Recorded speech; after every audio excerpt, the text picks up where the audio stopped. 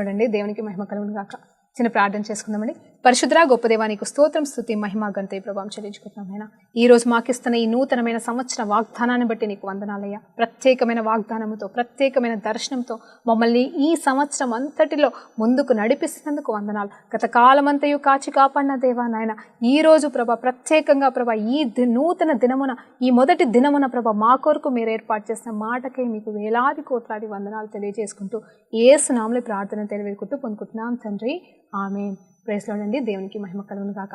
ఈరోజు దేవాది దేవుడు మనకిస్తున్న వాక్యాంశం ఏంటి అంటే, మరి ఈ 2020 వాగ్దానం అండి. Hallelujah. New year promise of 2020. మరి ఈ సంవత్సరానికి దేవుడిస్తున్న వాగ్దానము ఏమిటి అనే దాని గురించి నేను మాట్లాడాలనుకుంటున్నాను. అవును, ఏ వాగ్దానం ఇవ్వబోతున్నాడు ఈ సంవత్సరానికి అని చెప్పేసి నేను అడుగుతానండి ప్రతిసారి. మరి సెప్టెంబర్, అక్టోబర్ నుండే నేను అడుగుతాను, దేవా what will be the next year అని అడిగినప్పుడు మరి కనీసం బై ద ఎండ్ ఆఫ్ నవంబర్లో కల్లా మరి ఖచ్చితంగా దేవుడు నాకు మాట ఇస్తాడండి. అలాగనే ఈ 12 సంవత్సరాల జీవితంలో మరి మొదట్లో అయితే నాకు అంత తెలియదు, కానీ మరి ఒక 6-7 సంవత్సరాల నుండి అయితే ఏ వాగ్దానం అయితే మరి ముఖ్యంగా నా పట్ల, నా పరిచర్య పట్ల ఇస్తున్నాడో అది 100% అండి. 99% కాదు, కానీ 100% నా పట్ల, నా పరిచర్య పట్ల మరి నెరవేర్చాడు. ఈరోజు నేను నమ్ముతున్నది ఏంటంటే, ఈరోజు ఎవరెవరైతే నా వాక్యాన్ని, ఈ వాగ్దానాన్ని మీరు వింటున్నారో, మీరు వినబోతున్నారో, మీరందరికీ కూడా మరి నా పట్ల మాత్రమే కాదు, నా పరిచర్య పట్ల మాత్రమే కాదు, అలాగనే మరి ఈ గాస్పెల్ టీవీకి మాత్రమే కాదు, మరి ప్రతి బిడ్డకిని ఈ వాగ్దానము నెరవేర్చబడును గాక అని చెప్పేసి నమ్ముతున్నాను. మరి ఈ సంవత్సరానికి దేవుడు మనకిస్తున్న వాగ్దానం ఏంటి అంటే, యుద్ధము యెహోవాదే. అది కూడా ఏ వచనం నుండి మాట్లాడుతున్నాడో కూడా మరి క్లియర్గా మాట్లాడుతున్నానండి మీతో. ఏంటంటే, యుద్ధము యెహోవాదే. హల్లెలూయా. యుద్ధం ఇంకా మనది కాదు, ఆయనదే అని దేవుడు చెప్తున్నాడు. ఇన్ని సంవత్సరాల నుండి నువ్వు పడ్డ ప్రయాసానికి మరి ఒక విజయం సంవత్సరముగా మరి ప్రకటించబడుతున్నాడు. అవునండి, ఎప్పుడైతే యుద్ధము యెహోవాదిగా మార్చబడుతుందో, ఆయన చేతికి మనం అప్పచెప్తామో, ఖచ్చితంగా విక్టరీ బిలాంగ్స్ టు us. ఖచ్చితంగా విజయం అనేది మనం పొందుకుంటాం. సో ఈ సంవత్సరం మీకు విజయమే వస్తుందండి. సో మొట్టమొదటిగా చెప్తున్న మాట ఏంటంటే, యుద్ధము యెహోవాదే, అలాగే విజయం మనదే. Praise lord. దేవునికి మహిమ కలుగును గాక. మరి 1 సామ్యుయేలు రాసిన పత్రిక 17వ అధ్యాయం 47వ వచనంతో మనల్ని దేవుడు ఈరోజు దర్శించబోతున్నాడు. By this all will know that lord will not save with sword and spear, for the battle is lord's and he gives our enemies into our hands. ఇదిగో చూడండి, మరి నేను తెలుగులో చెప్తున్నాను, మరి తెలుగులో చదువుతున్నానండి, జాగ్రత్తగా వినండి. ఇప్పుడు యెహోవా కత్తి చేతను ఈట చేతను రక్షించువాడు కాదని ఈ దండు వారందరూ తెలుసుకొందురు. యుద్ధము యెహోవాదే అని ఆయన మిమ్మును మా చేతికి అప్పగించునని చెప్పాను. చూడండి, ఇక్కడ ఎవరిని ఎక్కడ అప్పజెప్పబోతున్నాడు ఏంటి అనేది చూస్తే, మరి ఇక్కడ చూస్తే ఏంటి అంటే, శత్రువుని మరి దేవాది దేవుడు మనకు అప్పచెప్పబోతున్నాడంట. ఎవరండి మన శత్రువులు? మనుషులా, సాతానా? ఇక మీరు ఆలోచించుకోండి. అది మీకు అప్పచెప్తున్నాను, ఎందుకంటే నేను ఎవరు మన శత్రువులు అంటే మరి అదొక పెద్ద మెసేజ్ అయిపోతుంది. ఈరోజు మరి వీలైతే కొద్దిగా మనం డిస్కషన్ చేద్దాం దాని గురించి, కానీ మొట్టమొదటిగా ఈ వచనం గురించి ధ్యానిద్దాం.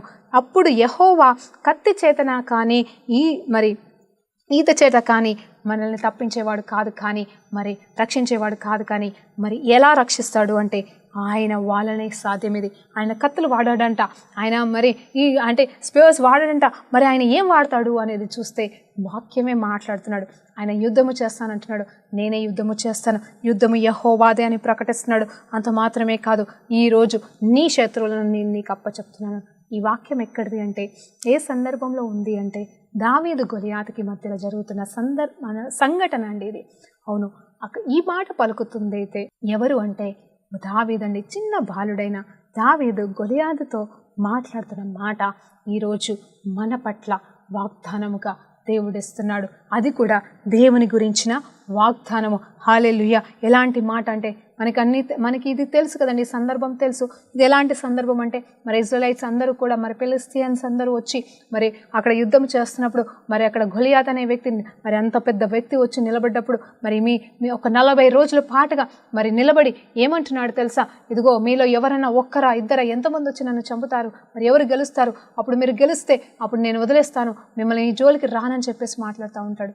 కానీ అందరూ భయపడతారు. ఆ గొలియాత్ ఆకారాన్ని చూసి అందరూ భయపడతారు. చివరికి సౌలు కూడా ఏమీ చేయలేకపోతారు. ఎంతోమంది యుద్ధానికి వెళ్ళడానికి ప్రయత్నించినా వాళ్ళు గెలవజాలలేకపోతారు. మరి భయముతో వాళ్ళు ఉన్నప్పుడు దావీదు అనుకోని రీతిగా అక్కడ ఉన్న వారి అన్న వాళ్ళని కలవడానికి వచ్చినప్పుడు అక్కడ జరుగుతున్న సంఘటన అంతటిని గమనించి ధైర్యముతో సౌలు దగ్గరికి వెళ్ళి పలుకుతున్న మాట ఏంటంటే, అయ్యా నాకు ఒక్క అవకాశం ఇవ్వవా, హల్లెలూయా, నాకు ఒక్క అవకాశం ఇవ్వయ్యా, నేను అతన్ని చంపేస్తానన్నప్పుడు మరి ఏమో ఆ బిడ్డలో ఉన్న ఏ స్వరము మరి ఏ రీతిగా సౌలు ఒప్పుకునేలాగా చేసిందో తెలియదు, కానీ సౌలు అయితే మరి ఒప్పుకున్నాడు. మరి ఆ తర్వాత ముందుకెళ్ళాడు. వెంటనే మరి ఈ దావీదు దగ్గర ఏముంది అంటే ఏమీ లేదు, కేవలం యేసు నామం ఉంది. అంటే యెహోవా నామం అంటున్నాడు.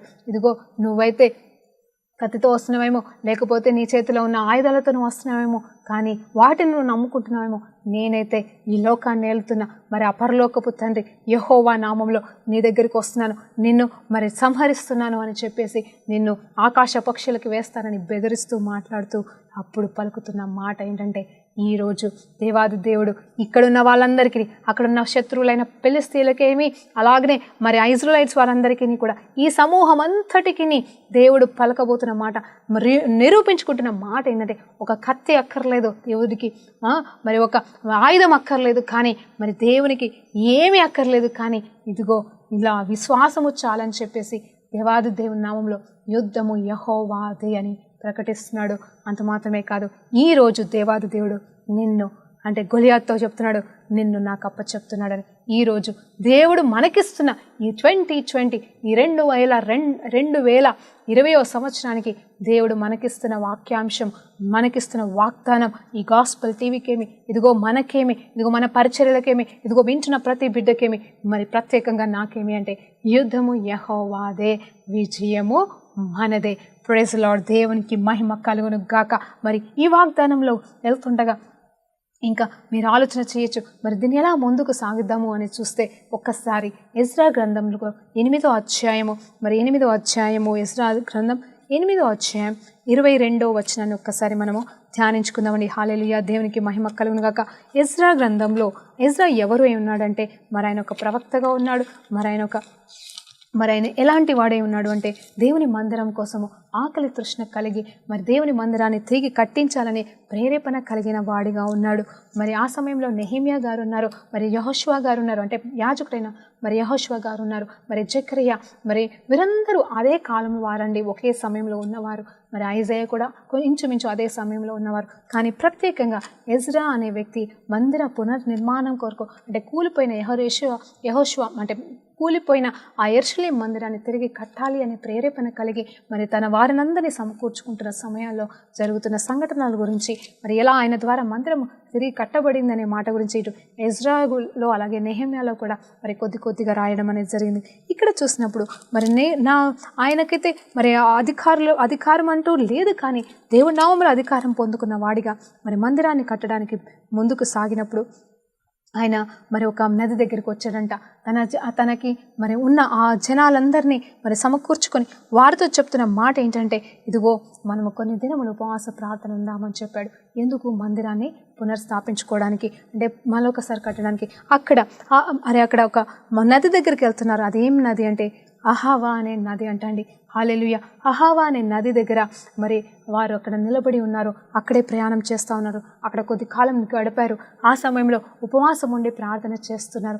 ఎలాంటి ఉపవాసం ఉండి ప్రార్థన చేస్తున్నారంటే, వాళ్ళ ప్రార్థన ఏంటి అంటే, దేవా మేమైతే ఇక్కడున్న వారందరికీ చెప్పి ఉన్నాము, ఆ చుట్టుపక్కల వారందరికీ చెప్తున్నాము, ఇదిగో మా దేవుడు గొప్ప దేవుడు, మా దేవుడికి అసాధ్యమైనది ఏది లేదు, మా దేవుడి వల్ల ఇది సాధ్యమని చెప్తున్నాము, కాబట్టి ఇదిగో నువ్వే మాకు సహాయకుడిగా రమ్ము, నీవు సహాయం చేస్తే తప్ప మా వల్ల ఈ పెద్ద కార్యము జరగదని చెప్పేసి వారు ఉపవాసం ఉండి ప్రార్థన చేస్తున్నారు. అంత మాత్రమే కాదు, అక్కడ ఒక మాట ఉంటుంది 21-22 వచనంలో చూసినప్పుడు ఆయన వారితో ఏమంటాడు అంటే, ఇదిగో మేము కలుగజేయుటకు ఆయన ఆశ్రయించు వారందరికీ మా దేవుడి హస్తము తోడుగా ఉండును గాక, ఆయన హస్తమును ఆయన ఉగ్రతను ఆయన విసర్జింప ఉన్న వారందరి మీద వచ్చును గాక అని రాజుతో రాజుతో చెప్పి ఉంటుంది. ఇక్కడ ఒక మాట ఏం చెప్తున్నాడు అంటే క్లియర్గా చెప్తున్నాడు, అక్కడ ఎవరైతే రాజులు ఉన్నారో ఆ రాజులతో మాట్లాడుతున్నాడు. అంటే వాళ్ళు సహాయం చేయడానికి అడిగి ఉంటారు ఆ టైంలో, పర్వాలేదు మా దేవుడు మాకు సహాయం చేస్తాడని మరి రేషంగా అంటే దేవుళ్ళు అండి, అది అవసరమే మనకి. దేవుని బిడ్డలుగా మనకు ఉంటుంది కదా, మన మందిరం, మన దేవుని మందిరం, మన దేవుని రాజ్యం, మనకు ఎంత రోషం ఉంటుంది. మరి ఆ కాలంలో ఎజ్రా అనే ఒక ప్రవక్తకి ఇంకెంత రోషం ఉంటుంది. ఆ రోష కాలంలో అంటే ఆ రోషంతో ఆయన పలికిన మాట ఏంటంటే రాజులతో చెప్పి ఉన్నాడు ఏంటంటే ఆయన తన పక్షంలో ఉన్న వారి పట్ల, ఆయన తన కొరకు నిలబడుతున్న వారి కోసం ఆయన సహాయం చేస్తాడు అని చెప్పేసి వారితో మాట్లాడిన మాటను జ్ఞాపకం చేసుకుని వారు అనుకుంటున్నారంట, దేవా మా వల్ల కాదయ్యా, ఇప్పుడు వెళ్ళి మేము సహాయం అడిగితే మా వల్ల కాదు, మేము వారి దగ్గర మాట్లాడి ఉన్నాం, వాళ్ళ దగ్గర మేము ఛాలెంజ్లు చేస్తాం నాయన, ఇదిగో ఇలా అంటే మా దేవుడు విడిపించడానికి సమర్థత కలిగిన దేవుడు, మా దేవుడు ఈ మందిరాన్ని కట్టడం. ఇక్కడ నేను యుద్ధము గురించి మాట్లాడిన మాట నిజమే, కానీ ఇక్కడ మందిరం గురించి మాట్లాడుతున్నానండి. మందిరం పునర్నిర్మాణం గురించి మాట్లాడుతున్నాను. కోల్పోయిన పాడైపోయిన మందిరాన్ని తిరిగి కట్టే విషయంలో దేవుని సహాయం కోసం అర్జిస్తున్న ఎజ్రా అలాగే తన తోటి వారందరూ కలిసి ఏ రీతిగా ఉపవాసం ఉండి ప్రార్థన చేస్తున్నారంటే, అయ్యా మా వల్ల కానే కాదు, మేమెవరి సహాయం కోరదలుచుకోలేదు, వారు సహాయం చేయడానికి వచ్చినను ఆ నామము మాకొద్దు, ఆ సహాయం మాకొద్దు, మాకు నువ్వే సహాయం చేస్తామని వీరందరి దగ్గర మేము మాట్లాడి ఉన్నాము, కాబట్టి మీరే మాకు సహాయం చేయమని వారు ఉపవాసం ఉండి ప్రార్థన చేశారు. అప్పుడు 23-24 వచనంలో చూసినప్పుడు అక్కడ క్లియర్గా మాట్లాడతాడు ఏంటంటే, దేవుడు వారి ప్రతి ప్రార్థనకి ఆలకించాడంట. హల్లెలూయా. అంత మాత్రమే కాదు మా దేవుని మందిరమును ప్రతిష్ఠించుటకు విషయమై రాజు అతని మంత్రులను అధిపతులను అక్కడ ఉన్న ఇజ్రాయేల్ అందరినీ ప్రతిష్ఠించగా మరి వెండి బంగారం అనేది కూడా వచ్చిందంట. అంటే దేవుడు వారి రాజులతో కూడా మాట్లాడాడు. ఏటో దేవుడు సహాయం చేశాడు, ఆయన వారి ప్రార్థనలన్నీ ఆలకించాడు. అంత మాత్రమే కాదు రాజుల హృదయాలు కూడా మార్చి సహాయం వద్దన్నా కానీ వాళ్ళే వచ్చి సహాయం చేసి మరి గొప్ప కార్యం చేసేలాగా దేవుడు సహాయం చేసి ఉన్నాడు. అవునండి, నిజమే. మన జీవితంలో కూడా మనము ఒక్కొక్కసారి దేవుని పట్ల నిలబడాలి. మనుషులను ఆశ్రయించట వ్యర్థం, దేవుడైన యెహోవాని తప్ప మనం ఎవరిని కూడా ఆశ్రయించకూడదండి. యుద్ధము యెహోవాదని ప్రకటిస్తున్న దేవుడి నామంలో ఈరోజు మీకు చెప్పాలనుకుంటుందంటే, మనుషులు ఆశ్రయించకండి దయచేసి. మొట్టమొదటగా మీకు సమస్య వచ్చినా, ఇబ్బంది వచ్చినా, అవసరం వచ్చినా, మరి ఏది వచ్చినా మొట్టమొదట దేవుని దగ్గర అడగండి. మొట్టమొదట దేవుని మీద ఆనుకోండి. ఆ తర్వాత మీరు చేయగలిగినంతా మీరు చేయండి. ఆ తర్వాత దేవుడే తను ఎవరిని వాడుకుంటాడో ఆయన ఇష్టం. రాజును వాడుకుంటాడా, యాజకులను వాడుకుంటాడా, లేకపోతే మనుషులను వాడుకుంటాడా, నీ రక్త సంబంధికులను వాడుకుంటాడా, ఎవరిని వాడుకుంటాడా తర్వాత విషయం. కానీ దేవుడైతే నీకు సహాయం చేసి తీరుతాడు. ఆయన ఇచ్చిన వాగ్దానం నెరవేరుస్తాడు. ఇక్కడ చూడండి, మందిర పునర్నిర్మాణం కోసము దేవుడు ఎజ్రాని వాడుకున్నాడు. ఆ ఉపవాస ప్రార్థన గొప్ప కార్యానికి నడిపించింది. ఈరోజు మొట్టమొదటి దినముగా కొత్త సంవత్సరంలో మనం ఉంటుండగా దేవుడు చెప్తున్న మాట ఏంటంటే, ఆయన మనకి సహాయకుడిగా ఉన్నాడు. ఇంకొక మాట నాకు ఇక్కడ చాలా నచ్చినది ఏంటి అంటే, రివర్ హయావా అంట అండి. హయావా అంటారు. అంటే ఏంటి అంటే లవ్, ప్రేమ అంటండి. నిజమే, ప్రేమ నది అని చక్కగా మరి అక్కడ ఆ ప్రేమ నది దగ్గర వాళ్ళు ఉపవాసం ఉండి కనిపెట్టినట్టుగా తెలుస్తుంది. నిజమే కదండి, చక్కటి పేరు. ఆ పేరు ఎందుకు పెట్టారో వాళ్ళు అక్కడ నాకు తెలియదు, కానీ ఆ ఎబ్రూలో దాని అర్థము మరి ప్రేమ అని చెప్పేసాను. నిజమైన ప్రేమమయుడు, కరుణామయుడు, కటాక్షించేవాడు, కనికరము కలిగిన వాడు మన పక్షాన ఉండగా మనకు విరోధులు ఎవరున్నను, ఎంతమందునను, ఎంత గొప్పవారైనను దేవుడు మనకి విజయాన్ని ఇస్తాడు. గొలియాతు లాంటి గొప్ప పరిస్థితులను ఎదుర్కోవాల్సిన పరిస్థితి వచ్చినా అది మరి దావీదు మహిమ కొరకే వచ్చినది కదండి, అది మన మహిమకు కూడా వచ్చిందని మనం నమ్మాలా. హల్లెలూయా, దేవునికి మహిమ కలుగును గాక. ఇన్ని రోజులు బట్టి చూడండి, 40 రోజులంట. 40 రోజులు, మరి 40 రోజుల పాటు అక్కడ సమస్య వచ్చింది. 40 రోజుల పాటు ప్రతిరోజు ఈ ఫిలిష్తీయుడైన మరి ఈ వ్యక్తి, ఈ గొలియాతు వస్తున్నాడు, వారికి ఛాలెంజింగ్ ఇస్తున్నాడు. వారందరూ భయపడి దూరం పారిపోతూ ఉన్నారు. మరి ఆ దినమున ఒకవేళ దావీదుని కానీ దేవుడు వాడుకోకపోతే ఆ రోజే ఇజ్రాయెల్ జనాంగాన్ని అంతటిని మరి గొలియాతు చేతిలో మరి వాళ్ళు దాసులుగా వెళ్ళాల్సిన వారిగా ఉండేవాళ్ళు. అప్పుడు దేవుడు ఓడిపోయిన వాడిగా ఉండేవాడు. కానీ దేవుడు ఎందుకు ఓడిపోతాడండి? దేవుడు తన బిడ్డల్ని ఓడింపచేయడు, తను ఓడిపోడు. హల్లెలూయా, దేవునికి మహిమ కలుగును గాక. ఓటమి అనేది వాడి గుంపుకు మాత్రమే. ఎవరండి వాడు? సాతానుగాడికి మాత్రమే, కానీ మనకి కాదండి, దేవుని బిడ్డలకి కానే కాదు. ఇక్కడ ఎజ్రా కూడా ఆ రీతిగానే నిలబడ్డాడు. రాజులు సహాయం మాకు అక్కర్లేదు ప్రభా, మాకెవరి సహాయం అక్కర్లేదు అన్నాడు. ఆయనను ప్రార్థించినప్పుడు ఆటోమేటిక్గా ఏ రాజుల దగ్గరికి వీళ్ళు వెళ్ళి అడగలేదు, ఏ రాజుల దగ్గరికి వెళ్ళి వీరు సహాయం కోరలేదు, కానీ దేవుడే రాజాది రాజే దిగి వచ్చి వారికి సహాయం చేశాడు. నిజం, అక్కడున్న రాజుల హృదయాలతో మాట్లాడి సహాయం చేశాడు.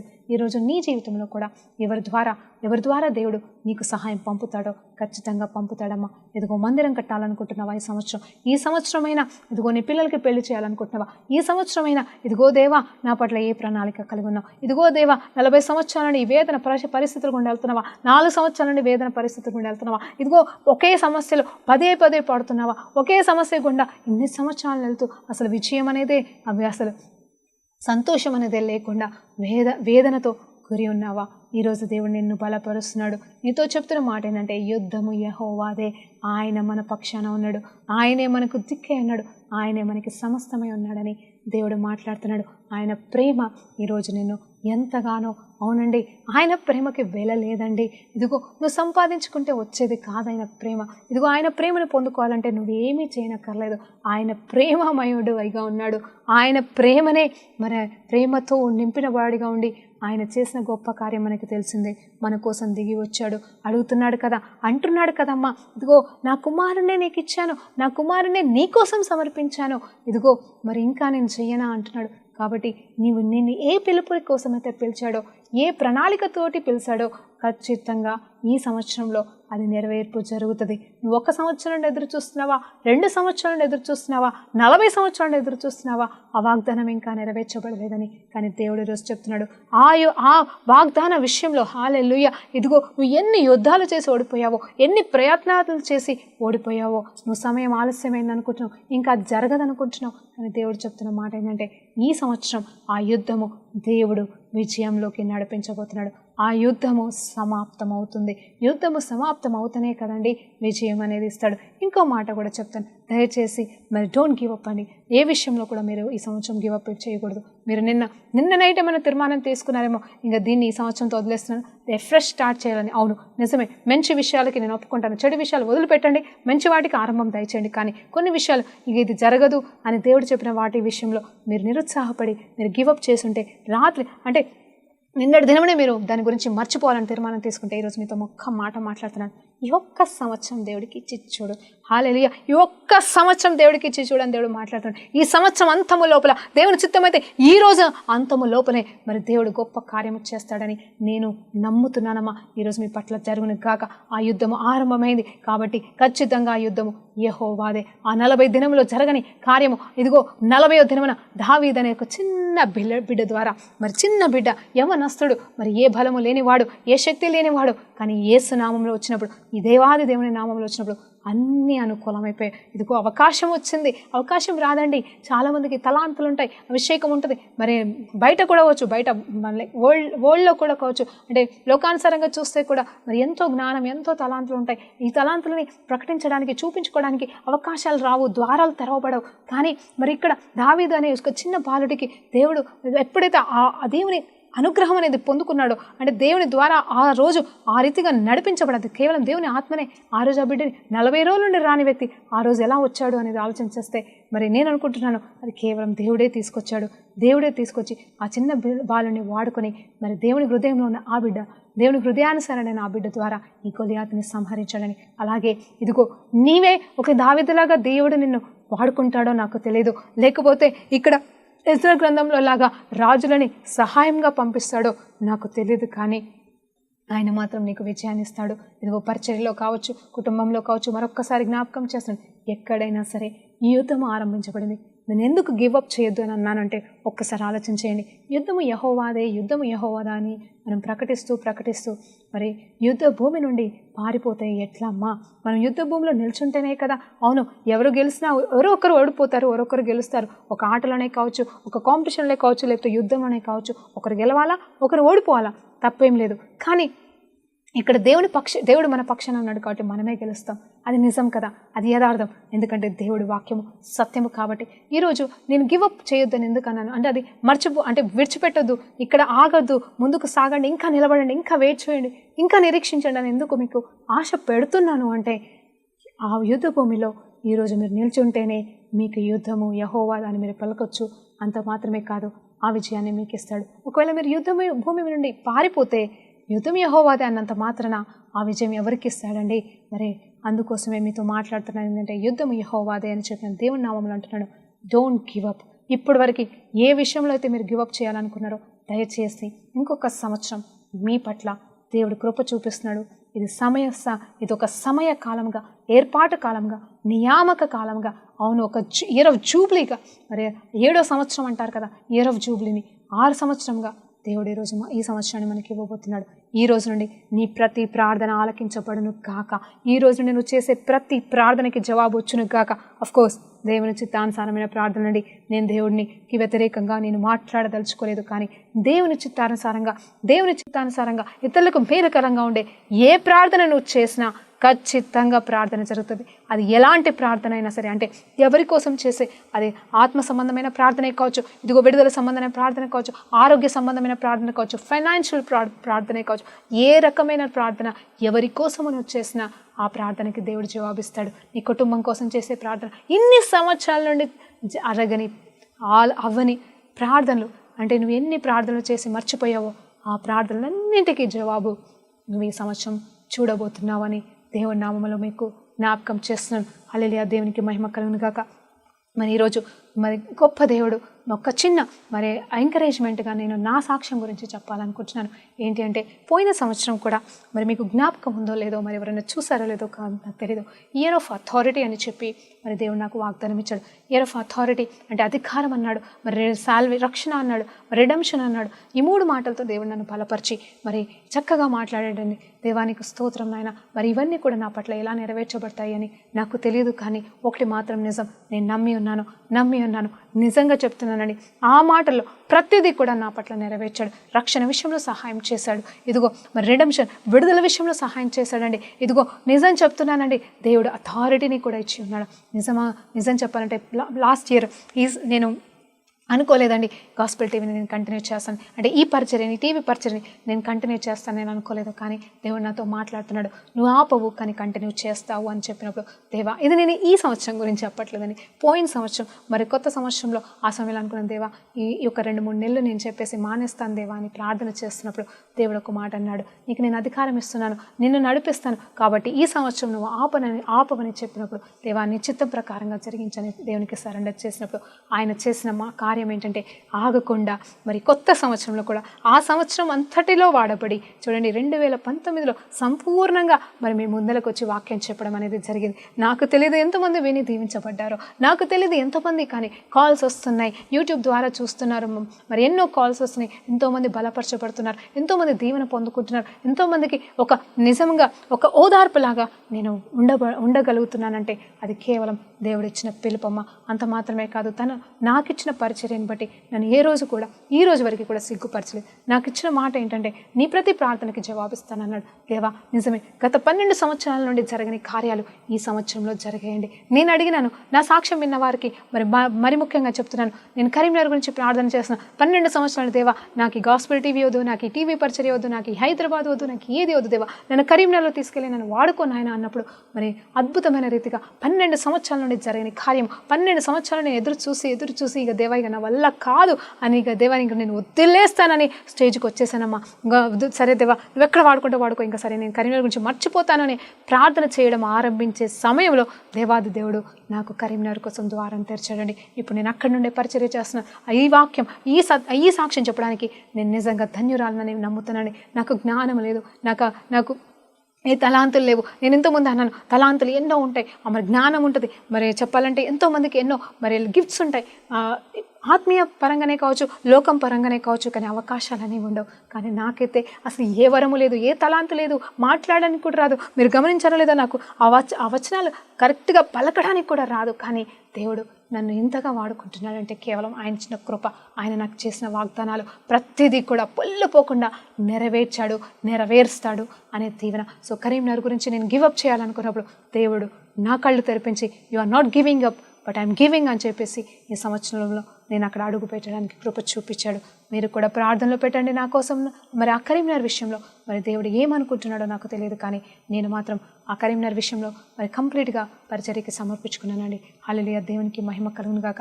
ఇప్పటికి ఈ రోజు వరకు కూడా రక్షణ విషయంలో మరి మా కుటుంబంలో ఇంకా ఎవరు రక్షణలోకి రాలేదని ఆల్రెడీ మీకు చెప్పి ఉన్నాను. కానీ నేను చెప్పేది ఏంటంటే, నాకు ఇప్పటివరకు ఏ సపోర్ట్ వల్ల లేకపోయినాను, కానీ నా పరిచర్యకి మాత్రం ఈ సంవత్సరంలో వారు ఎక్కడ ఏ విషయంలో కూడా ఆటంకంగా రాలేదు.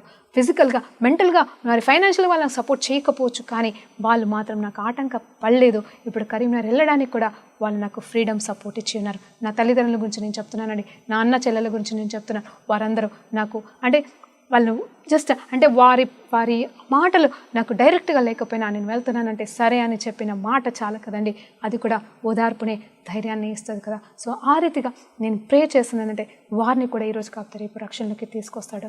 మీరందరూ కూడా వారి కోసం ప్రార్థన చేయమని బ్రతిమలాడుతున్నాను. ప్రైజ్ లార్డ్, దేవునికి మహిమ కలుగును గాక. అలాగనే మరి ఈరోజు మరొక్కసారి మీకు జ్ఞాపకం చేస్తున్నాను. మరి ఎజ్రాకి సహాయం చేసిన దేవుడు, నెహమ్యాకి సహాయం చేసిన దేవుడు, ఎస్తర్కి సహాయం చేసిన దేవుడు, రూతమ్మకి సహాయం చేసిన దేవుడు, పనికిరాని వారికి సహాయం చేసిన దేవుడు ఈరోజు పనికొచ్చే పాత్రలుగా మనల్ని చేశాడండి. హల్లెలూయా. మనం మర్చిపోవద్దు, మనం బాధపడొద్దు, మనం గివప్ చేయొద్దండి. ఏ విషయంలో కూడా మనం మెయిన్గా చెప్తున్నాను ఏంటంటే, దేవుడు మనకు ఒక పని చెప్పాడు అంటే మాట మార్చుకోడండి. ఇది నాకు ఈ టీవీ పరిచర్య విషయంలో పదే జరుగుతూనే వచ్చింది. నేను అన్నాను, దేవా ఇంకా నా వల్ల కావట్లేదు, నాకు భారం అయిపోతుంది, నేను ఆపేస్తాను దేవా, నా వల్ల అవ్వట్లేదని నేను దేవుడితో పోరాడుతున్నాను. కానీ దేవుడు నాకు ఎలాంటి కృపనిస్తున్నాడంటే, నువ్వు ఆపట్లేదు అంటున్నాడు. మధ్యలో ఒకసారి నిజమండి 2019 ఆగస్టులో నేను ఆపడానికి మేలో మాట్లాడాడు, you are continuing for this year అని. మరి ఆగస్ట్కి వచ్చేసరికి మళ్ళీ నేను ఒక ప్రసవ వేదన, దేవా నా వల్ల కాదు నాయనా, ఇది నా వల్ల కాదు నాయన, ఇది నా శక్తికి మించిందయ్యా, నా వల్ల అవ్వట్లేదు అని చెప్పేసి నేను ఈవెన్ గాస్పెల్ టీవీ యజమానితో కూడా నేను మాట్లాడాల్సి వచ్చింది, అన్న నేను ఆపేస్తాను అని చెప్పేసి. కానీ దేవుడు ఒక్కటే మాటతో నన్ను గద్దించాడు. నేను మాట మార్చేది మనిషిని, నేను మాట మార్చుటకు నేను మనిషినా అన్నాడు. మాట మార్చడానికి నేను ఎలా కనిపిస్తున్నాను అన్నాడు. ఆ రోజు ఒక మాట, ఈ రోజు ఒక మాట నేను మార్చను. నువ్వెందుకు గివప్ చేస్తున్నావు అన్నప్పుడు, దేవా నన్ను క్షమించాను సరెండర్ చేసినప్పుడు, మరలా 2020 సంవత్సరంలో కూడా ఈ మొదటి దినమున మరి ఈ రోజు ఈ 1వ తారీఖు రావడం, అది నాకు ధన్యతగా నేను నమ్ముతున్నానండి. హల్లెలూయా, దేవునికి మహిమ కలుగును గాక. మీ అందరికీ మరి యేసు నామములో మీ అందరికీ మరి నూతన సంవత్సర శుభాకాంక్షలు తెలియజేస్తున్నాను. అంత మాత్రమే కాదు, యుద్ధము యెహోవాదే అని ప్రకటించిన దేవుని నామంలో మీ అందరికీ విజయం వచ్చును కాక. ఈ విజయానికి అవునండి కొంచెం కూడా మహిమ దయచేసి మీరు తీసుకోవద్దు, అంత సమస్త మహిమ ఆయనకి తీసుకోండి. అప్పుడు దేవుడు ఏం చేస్తాడు తెలుసా, ఆయనైతే దాచిపెట్టుకోడు, కానీ ఆ మహిమనంతా తిరిగి మీ మీదనే కొమ్మరిస్తాడు. అప్పుడు మీ జీవితంలో జరుగుతున్న దాన్ని బట్టి ఇప్పటి వరకు ఎంతమంది అయితే మిమ్మల్ని అవమానించారో, నిందించారో, ప్రశ్నించారో వారందరూ కూడా మీ దగ్గరికి వస్తారు. వాక్యమే చెబుతుంది కదా, మీ పాదాల దగ్గరికి వస్తారని చెప్పేసి. అంటే వాళ్ళు మన పాదాల దగ్గరికి రానక్కర్లేదు, కానీ వారందరూ యేసు పాదాల దగ్గరికి వచ్చేలాగా మీరు ప్రార్థన చేసుకోండి. ప్రార్థనతో ముగించుకుందాం. పరిశుద్ధుడా గొప్ప దేవానికి స్తోత్రం నాయనా, ఈ సంవత్సరం ఆరంభంలో మాకిచ్చిన ఈ గొప్ప వాగ్దానానికి వందనాలు. అవును ప్రభా, మా ప్రతి ప్రార్థనకి జవాబిచ్చినందుకు, ఇస్తున్నందుకు వందనాలు. అంత మాత్రమే కాదు, యుద్ధము యెహోవాదని ప్రకటించిన నాయన, ఇదిగో తన యుద్ధ భూమిలో నిలబడే భాగ్యము, ఘనత, ధైర్యము నాయన ప్రతి బిడ్డకు మీరు దయచేయండి ప్రభా. ఏ పరిస్థితిలో కూడా ప్రభా గివప్ చేయకుండా ఉండటకు కృప చూపించమని యేసు నామములో ప్రార్థనతో అడిగి వేడుకుంటూ పొందుకుంటున్నాం తండ్రి, ఆమేన్. ప్రైజ్ లార్డ్ అండి. అందరికీ నూతన సంవత్సర శుభాకాంక్షలు.